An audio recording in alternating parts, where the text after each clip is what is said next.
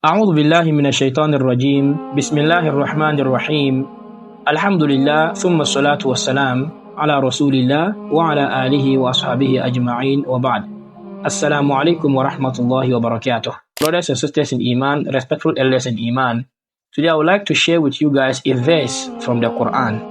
And this verse is very, very important. And the verse is so wonderful. The verse is from the Quran, Surah Al-Jumu'ah, Quran chapter 62, verse 8. Allah subhanahu wa ta'ala said, أعوذ بالله من الشيطان الرجيم قل إن الموت الذي تفرون منه فإنه ملاقيكم ثم تردون إلى عالم الغيب والشهادة فينبئكم بما كنتم تعملون. This is the verse I want to share with you guys today. Allah subhanahu wa ta'ala said, قل إن الموت الذي تفرون منه فإنه ملاقيكم. قل, say, who should say? Prophet Muhammad sallallahu alayhi wa sallam. إن الموت الذي تفرون منه. Indeed, the death. What is death? We all know death. Someone passing away, right? We all know death. You understand? And we are all aware that we are going to die, right?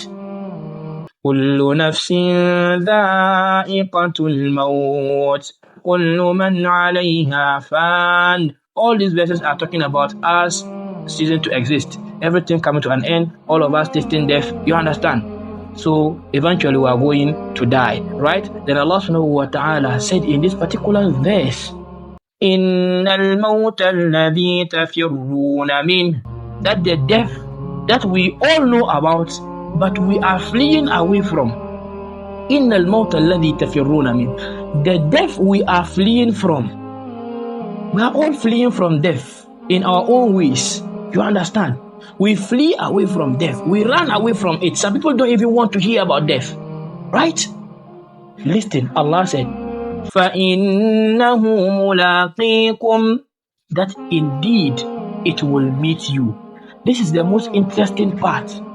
This is the place I want us to focus on, the place I want us to ponder about. Look, Allah said, فَإِنَّهُ مُلَاقِيكُمْ, that it will meet us. Indeed, surely it will meet us.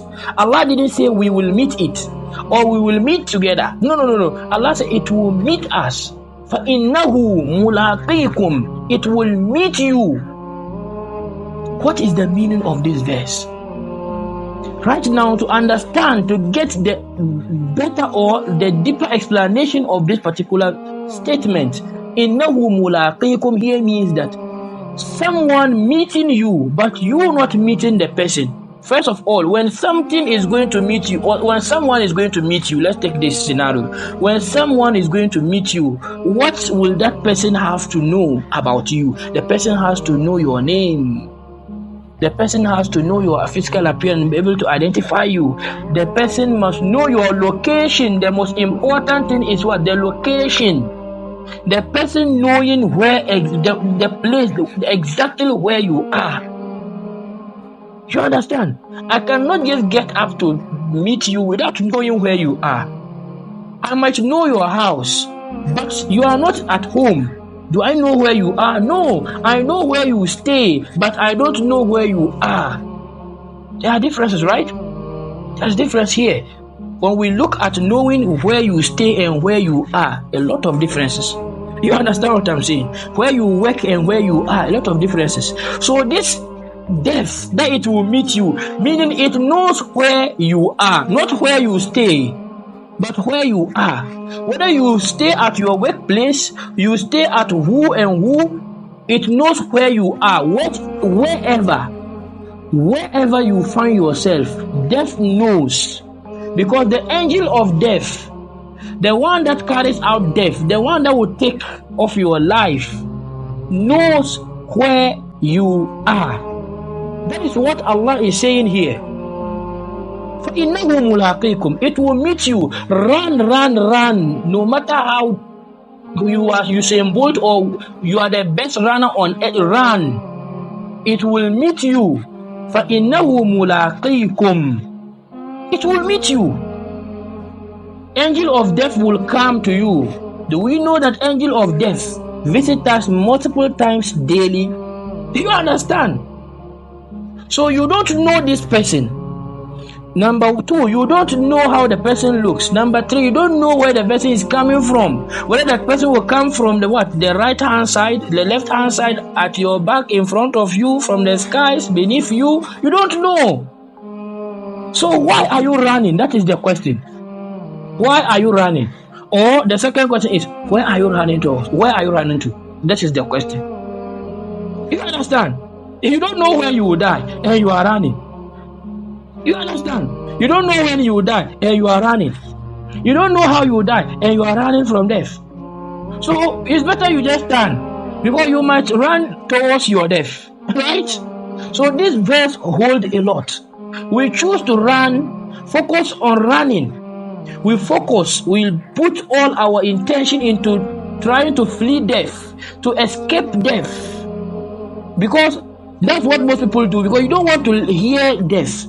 Meaning, if you are not listening, you cannot think of death, or you never thought of death. Meaning, you don't think of even worshipping Allah, because if you think of death, it will remind you that there is someone called Allah, that when you will die, you will meet that person. This life will be over and you will meet that person alone, and you will be judged. So meaning, you don't want to even think of Allah, meaning you don't focus in your ibadah. But someone who ponder and always think about death, the person is always closer to Allah. The person is firm, is stick to ibadat. فَإِنَّهُ مُلَاقِيكُمْ. Let's move forward. The verse said what? ثُمَّ تُرَدُّونَ إِلَىٰ عَالِمِ الْغَيْبِ وَالشَّهَادَةِ. ثُمَّ تُرَدُّونَ. Then you return. When death meets you, you will die and return, right? ثُمَّ تُرَدُّونَ إِلَىٰ عَالِمِ الْغَيْبِ. Where will you return? You return back to the what? The knower of the unseen. وَالشَّهَادَةِ, and the witness. Allah knows whatever you do.